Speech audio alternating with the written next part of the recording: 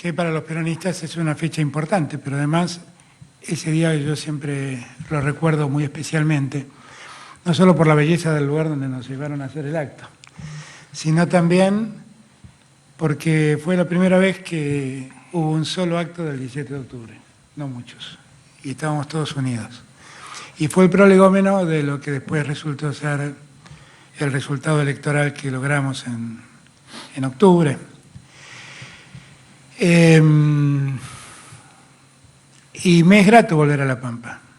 La Pampa es una provincia que tiene un privilegio, que es que hace muchos años que tiene buenos gobernadores y otra vez tiene un gran gobernador.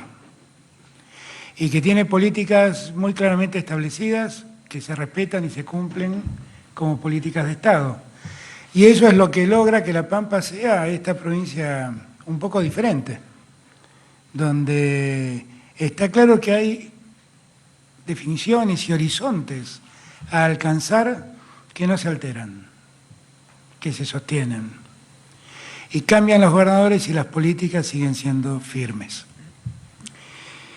Y eso yo creo que para un pueblo es muy importante, porque hace muy previsible a la provincia y además todos saben hacia dónde va la provincia. Y eso yo lo digo como un elogio a La Pampa y a sus gobernantes, y lo digo con cierta envidia, porque es lo que deberíamos hacer de una vez y para siempre en cada provincia argentina y en el país todo. Ponernos de acuerdo en proyectar un horizonte e ir hacia ese lugar. Yo sé que cuento con vos, Sergio, y sé que cuento con los pampeanos, yo lo sé. Y quiero creer, y estoy seguro que es así, que cuento con la mayoría de los argentinos que en épocas de pandemia han descubierto las iniquidades y las injusticias que en este país existen. Y que en épocas de pandemia muchos de nosotros nos hemos dispuesto a cambiar ese país para hacerlo más justo, más equitativo, más igualitario. Nosotros que abrazamos la política y la abrazamos honestamente, sabemos que la política tiene un contenido ético central y no hay nada menos ético que hacerse el distraído frente a la desigualdad que uno observa, ¿no? Y me parece que esa es la tarea que debemos construir, esa es la tarea que debemos imponernos y la tarea y el objetivo que debemos construir entre todos. Después que todo esto pase, darnos cuenta que no puede haber un país central y un país periférico, que no puede haber un país desintegrado, que no puede haber un país donde algunos disfrutan del puerto y otros padecen su condición mediterránea, que no puede haber un país que concentre la producción en un lugar geográfico y el resto del país le cuesta tanto. Una Argentina integrada supone que el Estado Nacional se vincule de otro modo con las provincias. Y supone también que las provincias se vinculen entre sí de otro modo.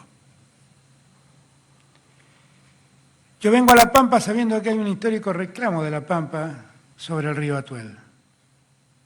Me lo dicen los carteles que me esperan en el camino. Y eso es un problema que debemos resolver entre todos, porque el río Atuel no es de una provincia, es de 5. Y el río Atuel es esencialmente de la Argentina. Y el río Atuel debe servir para el desarrollo de esas 5 provincias. Y yo con esto no estoy hablando en contra de nadie, estoy llamando a la reflexión a todos. Porque quien tenga la suerte un territorio de que allí nazca un río, no le da derechos a hacer de ese río lo que le plazca. Entonces, cuando yo quiero construir un país más igualitario, lo que quiero es que el agua no sea un bien preciado para todos, porque el agua se la queda a alguien.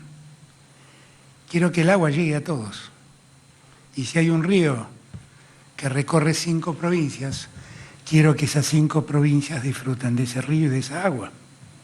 porque argentinos son todos, no solamente los que nacieron en la provincia donde ese río nace. Y eso también habla de cambiar las lógicas argentinas. Habla también de integrar no solo, repito, a la nación con las provincias, sino de integrar a las provincias entre sí. Y es algo que tenemos que revisar y cambiar. Tenemos que cambiar y revisar muchas cosas. Días atrás tuve una reunión con empresarios y cuando terminó la reunión y vi la foto me di cuenta que no había ninguna mujer en esa foto. Y ahora falta María Eugenia, que no pudo viajar a último momento. Pero yo pretendo que en cada acto que hagamos haya una mujer presente para que ocupe el lugar de la mujer. Y digo esto porque me doy cuenta otra vez que somos 4 varones, pero somos 4 varones que hubiéramos querido, seguro estoy, que haya mujeres sentadas a nosotros gobernando a la par nuestra. Lo que firmó el gobernador es un acuerdo para mejorar la construcción de viviendas, el hábitat de muchos pampeanos que seguramente lo necesitan, y quien impuso su firma en Buenos Aires es María Eugenia Bielsa, que debió venir, debió estar acá, ocupando el lugar de la mujer en el poder del Estado, pero no pudo viajar a último momento. Pero no quiero dejar de pasar ese dato, porque tiene que ver también con los cambios culturales y con los cambios que tenemos que hacer en la Argentina. Y eso es lo que nos espera. Si somos capaces de darnos cuenta dónde están las desigualdades, va a ser mucho más fácil construir un país igual. Dijo quien escribió La peste, Albert Camus, que la pandemia tiene 2 particularidades. Tiene la particularidad de traer muchas muertes, pero tiene la particularidad de dejar al descubierto la miseria de las almas. La verdad es que yo descubrí muchas más almas solidarias que miserables en esta pandemia, y eso habla muy bien de nuestro pueblo. Y vi 24 gobernadores con un presidente abrazarse en el esfuerzo de enfrentar ese enemigo invisible del que hablaba Sergio, y que no sabemos dónde está, no sabemos a quién contagia, y del que debemos cuidarnos porque hace mucho daño, lamentablemente. Y no tenemos ni la vacuna que lo prevenga, ni el remedio que lo cure. Lo único que tenemos es el remedio que daban los galenos en la Edad Media, quedarse en su casa frente a la pandemia. Y claro que nosotros hubiéramos querido todos un tiempo mejor, un tiempo donde el dolor de la enfermedad no nos ocupe tanto de nuestro tiempo y no se lleve la salud y la vida de gente que queremos, de los nuestros. Pero siempre preguntan, ¿pero ustedes están pensando en la pospandemia? Esto es la pospandemia. La pospandemia es el frigorífico que acabo de ver, que produce y exporta carne a Europa, a China, que produce con un nivel de tecnología y con un nivel de higiene que le permite, por ejemplo, ser parte de los que pueden acceder a la cuota Hilton, y que producen comprando el ganado a productores cercanos del lugar donde se faena ese ganado. Y la pospandemia es la construcción de esas obras, la construcción de esas viviendas. Estamos trabajando ya en todo eso. Yo espero que esto no dure tanto tiempo más. Y estoy seguro que los argentinos hemos aprendido de las desigualdades en las que hemos quedado atrapados durante muchos años. Y estoy seguro que a todas esas desigualdades nos avergüenzan y que todos queremos terminar con eso. Y lo vamos a hacer exactamente al día siguiente en que podamos transitar tranquilos, volver a trabajar tranquilos, sabiendo que el virus se ha ido de entre nosotros. Mientras tanto, cuidemos la salud nuestra. Porque aquellos que no cuidaron la salud y privilegiaron la producción o la economía, finalmente tuvieron resultados muy malos. Porque una economía sin consumidores es una economía que se retrae. Una economía sin gente que trabaja es una economía que se retrae. Y apostar a la enfermedad no es una buena manera de cuidar la economía. Y además es una manera muy poco ética de entender la política. Vamos a hacer esa Argentina, entre todos y todas, con La Pampa. Feliz de estar aquí entre ustedes. Muchísimas gracias. Gracias, Alberto. La palabra del señor presidente de la Nación, doctor Alberto Fernández, agradeciendo a los medios de prensa que nos están acompañando. Vamos a iniciar con la ronda de prensa prevista. Le solicitamos a los periodistas, por supuesto, que se presenten y mencionen al medio al que representan. Adelante. Buenas tardes, presidente. Facundo Blanco, acá. Allá. Facundo Blanco, del diario La Hola, Arena. Facundo. Buen día. Presidente, consultarle por las maniobras de espionaje que se dieron durante el gobierno pasado.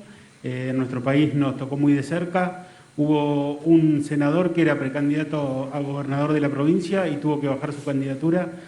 El que era en ese momento el presidente del bloque justicialista en la Cámara de Diputados, Espartaco Marín, también se vio perjudicado. Consultarle si se va a llegar a fondo con las investigaciones y si los pampeanos vamos a saber cuáles fueron la pata política, la pata judicial y la pata periodística que colaboraron con el espionaje, con los espías.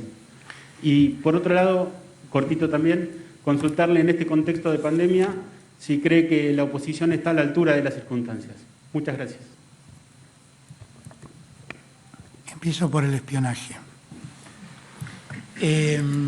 Miren, nosotros, la interventora de la Agencia Federal de Inteligencia, detectó la intrusión del organismo en mails de diferentes personas. Nosotros lo que hicimos fue denunciarlo. Días después, un juez detectó que había una actividad de inteligencia que incluía inteligencia interior dentro del Servicio Penitenciario Federal. Y nosotros estamos para colaborar con el juez para que todo eso se sepa lo que pasó, se investigue y que los responsables se hagan cargo. Nosotros en esta materia lo único que hacemos es hacerle saber a la justicia lo que nosotros encontramos. Después no hay interferencia nuestra en la justicia y esperamos que la justicia haga lo que tenga que hacer, determinando culpabilidades o no, según la justicia entienda. En estos dos casos, lo que sí es nuestra responsabilidad es que esa miseria nunca más ocurra. Lo que sí es nuestra responsabilidad es que nunca más el Estado haga espionaje sobre ningún ciudadano fundado en cuestiones personales o en cuestiones políticas. Porque para eso no está la inteligencia de un Estado. Porque en democracia nos respetamos. Y la vida privada de cada uno de nosotros es vida privada de cada uno de nosotros. Y el Estado no debe valerse de los mecanismos de inteligencia para saber quién hace o qué hace cada uno de nosotros de nuestra vida privada. No está para eso. Por lo tanto, lo que yo tengo es un compromiso frente a la sociedad argentina. Y es que en esos sótanos de la democracia donde estas miserias asomaron, esos sótanos los vamos a clausurar para siempre. Y no vamos a dejar que los recursos de inteligencia del Estado se usen en desmedro de ningún ciudadano argentino, piense como piense. Eso es mi palabra. Recién Sergio hizo alusión al valor de la palabra en política. Para mí es central que la palabra de la política sea respetada. Y por eso, cuando yo hablo, en cada palabra mía hay un compromiso. Y cuando me comprometo, yo no voy a bajarme de esos objetivos. La Argentina no soporta más la miseria de un Estado espiando a otros ciudadanos. No lo soporta más. Y los que han hecho esto en democracia, que se hagan cargo de la responsabilidad que les cabe. Es todo lo que puedo decir sobre este punto. Respecto a la oposición, yo siempre digo que cada uno, yo la verdad es que creo mucho en la libertad y creo mucho en que cada uno puede pensar como quiere, y a mí no me preocupa el pensamiento distinto, detesto los pensamientos únicos y las lógicas de construcciones de pensamientos únicos. Yo lo que tengo que decir de la oposición es que yo conozco dos tipos de opositores, los que gobiernan y los que no. Los que gobiernan se sientan junto a Sergio y junto a mí a ver cómo arreglamos los problemas que tiene la gente. Y me acompañan en todo este proceso para resolver los problemas de cuarentena. Y ayer con Sergio, participando en una reunión, le hablamos con todos los gobernadores y escuchamos con atención a los que piensan como nosotros y a los que no piensan como nosotros. Y eso me pasa con muchos intendentes y me pasa con el jefe de gobierno de la Ciudad de Buenos Aires. Yo sé que finalmente no tenemos la misma mirada de país, pero sé que en este momento se han puesto el problema al hombro y colaboran con todos nosotros para sacar los problemas adelante. Y también debería decir lo mismo de algunos diputados y de algunos senadores. Después están los que hacen política en Twitter. Hacer política en Twitter es una soncera. Es muy fácil, pero se hace básicamente porque allí la palabra no vale nada. Entonces, hay dos tipos de opositores. A los primeros creo le hacen mucho bien a la democracia.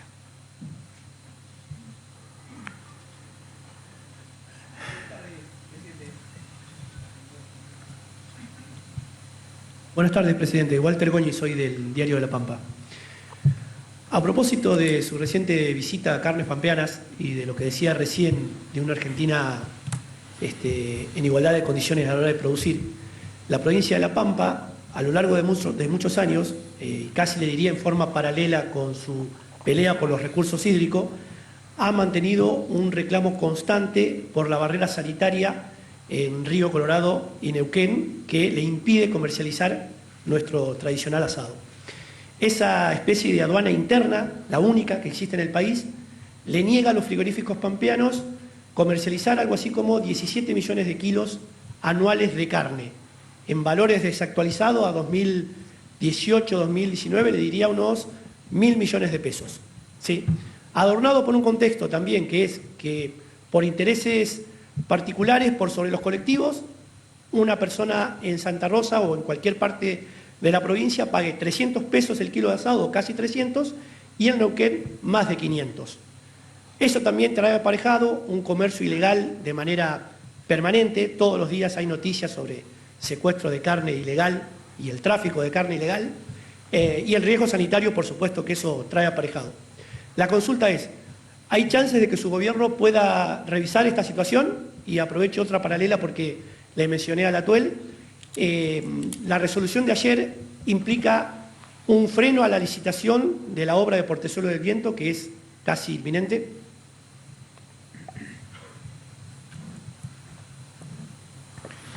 El primer punto es un tema que me excede, es un tema que evidentemente es una barrera que ha puesto la provincia, entiendo. Una barrera comercial. Claro, que no la ponemos nosotros. Lo que me comprometo es hablar con la gobernadora. Porque las provincias no tienen fronteras, tienen límites, que es otra cosa. Entonces no pueden imponer regímenes aduaneros que de algún modo compliquen la comercialización. Hablo mucho con la gobernadora de Río Negro y ella tiene una enorme preocupación por la cuestión sanitaria de su provincia, porque ha tenido focos que ha ido resolviendo, pero todavía tiene focos complicados, como Bariloche. Resolvió Choel, no pudo resolver Bariloche todavía bien. Y bueno, y ella está muy atenta a esas cosas y lo hace con mucha responsabilidad. Pero si está poniendo algo así, me parece que no es una buena idea, porque las provincias no tienen fronteras, insisto en este punto. Me llevo el deber de hablarlo con ella, para ver si podemos entre todos resolver este asunto, que evidentemente no le trae muchos beneficios a nadie, por lo que Walter dice. Portezuelo del Viento es una obra que yo entiendo debe servir a todos. Y es una obra sobre, por lo que hemos podido analizar con Guado revisando el pasado, no se pudo hacer nunca un estudio de impacto ambiental en todos los lugares donde el río llega. Y el gobierno que me precedió tomó una decisión que fue buscar un acuerdo con Mendoza para financiar la obra. Lo que valió el enojo, me valió el enojo de Carlos Berna, que para que todos los pampeanos entiendan, se lo expliqué a Carlos y Carlos lo entendió, no es que nosotros no quisimos reperfilar ese bono, porque ese no es un bono que se pueda reperfilar, porque no está en el mercado, no da intereses, es lo que cualquiera de nosotros llamaría un pagaré. Lo que sí puedo entender es la preocupación de seguir financiando una obra que tiene cuestionamientos de 4 de las 5 provincias donde pasa el río Atuel. Entonces, tenemos que ver cómo atendemos ese tema. Porque la verdad es que no quiero financiar una obra del Estado razonablemente. No está bueno que financie una obra que está cuestionada por 4 de las 5 provincias por donde pasa el río Atuel. Y yo creo que tenemos que encontrar una solución con Mendoza. Una solución con Mendoza, porque tal vez la obra tiene sentido si es que todos participan de la obra. Si todos participan también de la administración de la obra, si todos resuelven entre todos cuándo debe pasar más agua y cuándo no. Lo que creo que es muy difícil, y por eso yo le presté atención a los antecedentes, y por eso el 26 de junio creo que Guado convocó a la reunión de la comisión del río Atuel para que... El río Colorado, perdón, acá. Sí, lo que pasa que vinimos hablando de los dos ríos. Del Colorado, del Colorado la hemos reunido precisamente para hablar de todas estas cosas, para hablar de estos temas. Y bueno, espero que lo podamos resolver conversando entre nosotros y conversando entre todos. Y vuelvo a repetir, tener presente que la naciente de un río no determina propiedad de las aguas de ese río. Tener presente esto, y que ese río termina y confluye con otros ríos que también llegan a muchas provincias. Y que tenemos que atender la situación de todas las provincias. Esto también es un criterio de solidaridad, ¿no? Entender que no puedo resolver mi problema a costa de otro, del de al lado. Señor presidente, buenas tardes. Cristian Afonso, de aquí del canal Somos La Pampa. ¿Cómo le va? Bien, Cristian. Recién usted hablaba de la post-cuarentena, que es esto que estamos transitando, lo que se acaba de firmar aquí con nuestro gobernador. Quería preguntarle qué piensa usted y su equipo ya pensando una vez que nos deje esta pandemia, quizás fin de este año o quizás 2021, para rescatar a aquellas empresas que han quedado en el camino, las que ya quedaron y lamentablemente las que van a quedar, las pymes, los comercios, por supuesto, y con sus trabajadores también. ¿En qué están pensando para eso? Muchas gracias. A ver, nosotros estamos trabajando para que eso no ocurra. La verdad es que nosotros hemos auxiliado con la asignación para el trabajo y la producción a más de 250.000 pymes y a 141 empresas grandes. Y en verdad lo hicimos con el propósito de preservar el empleo. Son empresas que dejaron de producir, no estaban trabajando, y entonces para que no se vea en riesgo el trabajo, la situación de sus empleados, nosotros llevamos adelante esos planes. Esos planes son muy importantes. Tenía en algún lugar acá para La Pampa 12.000 empleados se vieron beneficiados con el ATP, y en total 2.257 pymes. Entonces, y todo esto significaron 248 millones de pesos para preservar el trabajo en La Pampa puntualmente. Si uno suma todo el dinero que el Estado utilizó invirtió para cuidar el empleo, para garantizar el ingreso familiar de emergencia, el IFE, para garantizar la tarjeta alimentaria, para garantizar la asignación universal por hijo y todos los planes que existen, que en muchos casos se vieron aumentados. Todo eso significan más de 2,5 puntos del Producto Bruto Interno Argentino.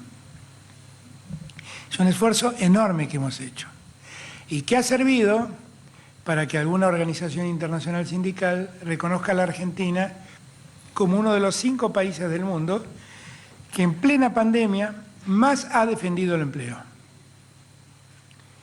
Entonces nosotros hicimos esto porque lo que queremos, nosotros vemos que la estructura está armada y lo que necesitamos es que los empleados sigan estando en la gatera para volver a trabajar en cuanto se levante, deje de sonar la alarma. Y yo estoy convencido que en cuanto esto pase, vamos a empezar a un ritmo de producción muy alta, muy alta. Y estoy convencido que la economía se va a recuperar con cierta velocidad. Y con esa lógica estamos trabajando. Y vamos a seguir auxiliando a todas las pymes para que en lo posible no cierren y en lo posible no desempleen gente. Seguramente vos me dirás, bueno, pero a muchas pymes no les llegaron. Mira, eso es cierto, porque una de las cosas que dejó al descubierto la pandemia es que la Argentina tiene un nivel de informalidad muy alto. Y muchas veces las pymes tienen registrados a la mitad de sus empleados y a la otra mitad no. Entonces, el auxilio llega para la mitad de los empleados y para la mitad no. Y entonces, esto hace años que pasa en Argentina, no es de ahora, ¿eh? Lo que pasa es que cuando vos querés auxiliarlo, no sabes cómo auxiliarlo porque no lo tenés registrado. Cuando nosotros sacamos el IFE, que es una asignación que estaba destinada a los que no recibían ninguna ayuda del Estado y que el Estado no registraba más que por un documento, nos encontramos, creímos que iban a ser 2 o 3 millones de personas, básicamente monotributistas de las categorías más bajas. Y resultaron ser 9 millones de personas que estaban afuera del sistema. Yo cuento estas cosas para que tomemos noción de dónde estábamos parados.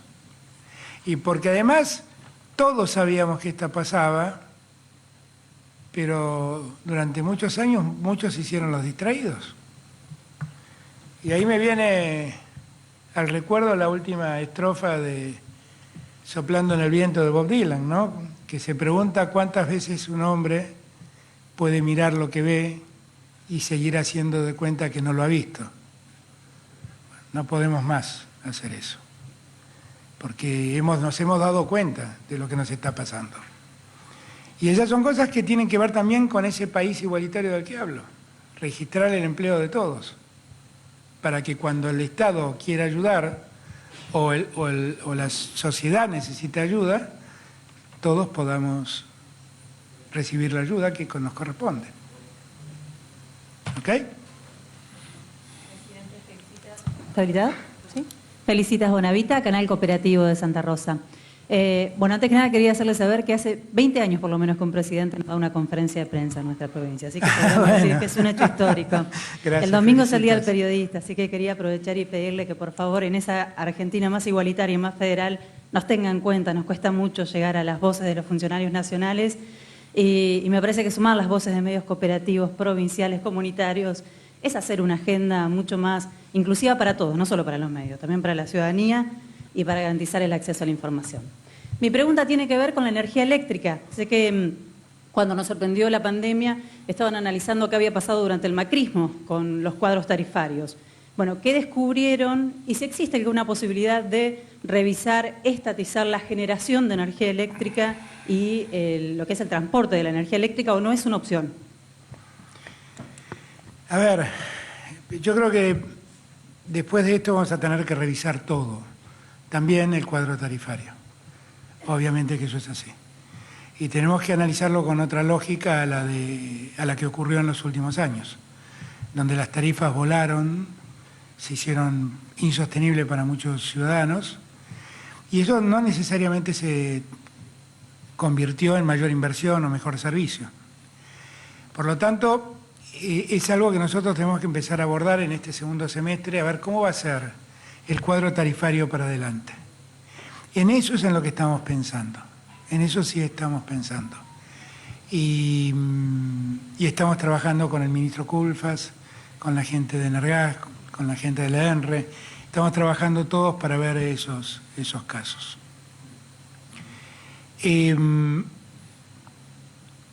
Yo valoro mucho al periodismo. Creo que hay periodistas, muchos de ellos, inclusive yo disfruto de la amistad de ellos. Gente muy valiosa que piensa honestamente y actúa honestamente. Y a todos los periodistas desde ya les adelanto que les deseo el mejor día el domingo. La mayor tranquilidad que tienen que tener los periodistas es que el gobierno no los va a espiar, que tiene que ver con la primera pregunta que me hicieron, y que van a poder ejercer su tarea con total libertad. Y a mí me parece que está bueno que tengamos la posibilidad de tener estos. Cada vez que voy al interior me propongo hacer conferencias de prensa como esta. ¿Sabes por qué felicitas? Porque efectivamente tenés razón, uno está más concentrado en atender a los medios nacionales, que son porteños, esta es la verdad, y menos a los medios del interior. Y eso no es una buena idea, pero la realidad es que bueno, son prácticas que hay que cambiar también. Y cada vez que voy al interior, digo, bueno, de algún modo pago mis culpas con estas conferencias de prensa, que no son lo suficiente, pero algo ayudan. Que tengas un buen día el domingo.